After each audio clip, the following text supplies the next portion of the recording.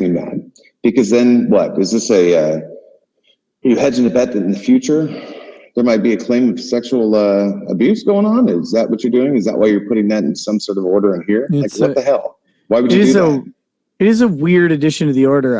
It'd be very interesting to see the original mediation documents.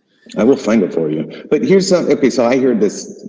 Okay, I won't tell you everything about this yet, and I'd be happy to talk in private about it. But there's some folks who engage in a lot of research for me. And one of the areas of research that they've been diving really deep into is some of the practices around these reunification therapy clinics.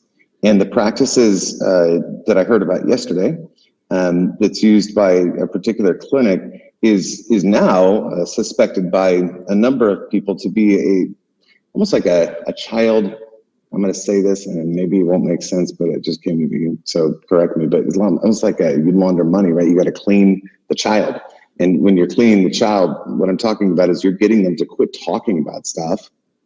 And, sure. and really, and that's how this kind of reunification practices work, is that, the child and the parent who is apparently been alienated from them are forced together in a reunification setting. Typically, they're in the same structure together, and there's a practitioner of some sort, which is a psychologist, I guess, or whatever, who's got this clinic that's way overpriced, who's coming in, and they're kind of walking that child and the parent through the process, and they're developing new memories with each other.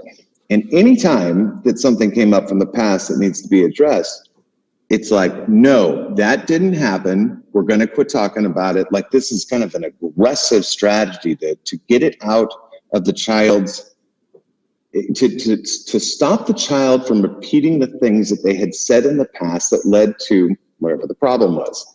Right. The issue with that is that if you're talking about a child that has gone through sexual abuse and you're going to intimidate them to quit talking about it, well, hell, like, what happens next if it keeps on going on? And the further problem is that then they start to say, oh, you know what? We've had problems with this child in the past. We've had to put him through therapy.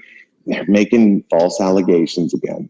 And then the child's outcry no longer counts. And this has become kind of a method, as I'm understanding it from some of the research that I've already seen. And it's scary, man. It's scary.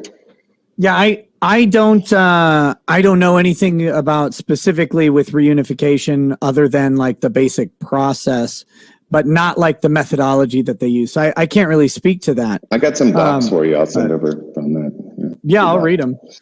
Okay.